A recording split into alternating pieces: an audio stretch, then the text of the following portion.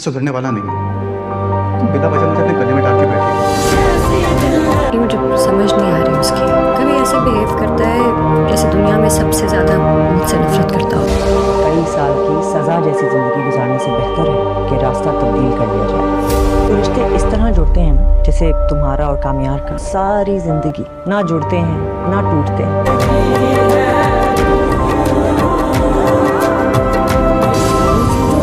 कभी कुछ ऐसा कर देता है जिससे लगता है कि उससे ज्यादा मुझे इस दुनिया में कोई नहीं समझता। मैंने जिंदगी में जितनी भी गलतियां की हैं सारी मैंने सोबर होकर की। सोबर था, शादी कर ली, फंस गया। जिंदगी में आगे भी तो बढ़ना है ना।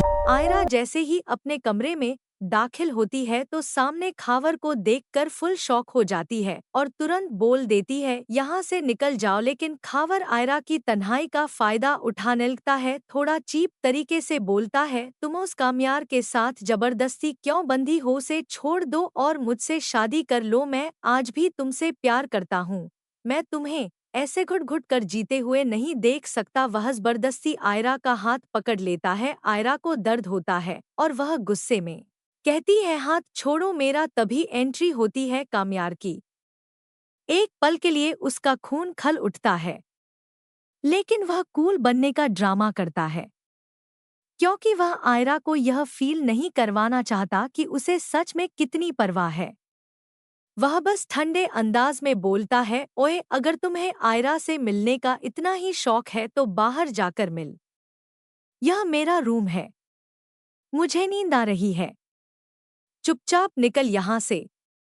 कामयार की बात सुनकर आयरा को बहुत बुरा लगता है और वह रोते हुए दादी के कमरे में चली जाती है।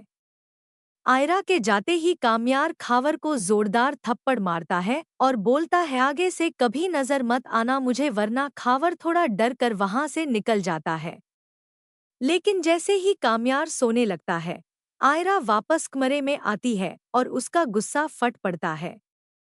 वह सीधा जग उठाती है और ठंडा पानी कामयार के सर पर डाल देती है और बोलती है, तुम किस टाइप के इंसान हो?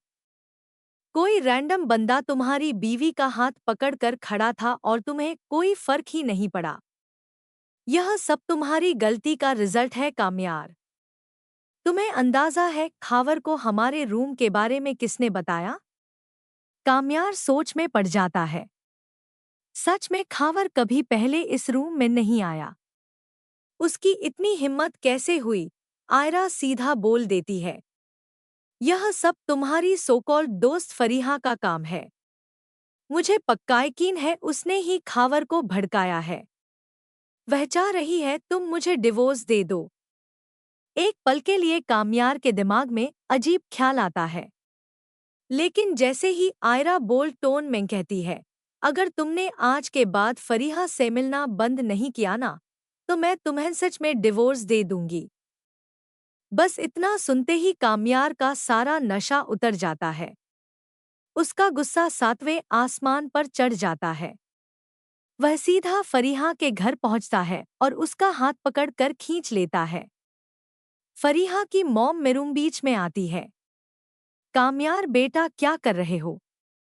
कामयार गुस्से में बोलता है, आंटी मैंने फरीहा को पहले भी एक चांस दिया था, उसे दोस्त माना था, लेकिन यह हद पार कर रही है। एवं को पहले से शक था कि फरीहा कुछ उल्टा सीधा कर रही है। अब सच सुनकर उन्हें बहुत दुख होता है। वह फरीहा से कहती है, अगर तुमने कामयार और आयरा से माफी नहीं मांगी तो मैं तुमसे हमेशा के लिए रिश्ता तोड़ दूंगी। फरीहा टूट जाती है। वह अपने मॉम से बहुत प्यार करती है, उन्हें फिर से हर्ट नहीं करना चाहती। अगले ही पल वह कामयार के साथ उसके घर जाती है और आयरा के सामने हाथ जोड़कर माफी मांगती है। आयरा इस बार उसे माफ कर देती है, लेकिन एक कंडीशन पर, तुम्हें खावर के खिलाफ पुलिस कंप्लेंट करनी होगी। उसकी हिम्मत कैसे हुई मेरे साथ बदतमीजी करने की? फरीहा मान जाती है।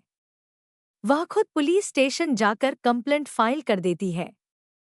बेचारा खावर जो फरीहा पर ट्रस्ट कर रहा था, अब वहीं उसकी दुश्मन बन जाती है।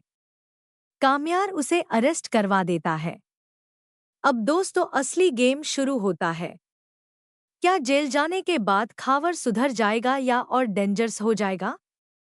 क्या वह आयरा को पाने के लिए कोई नया चाल चलेगा?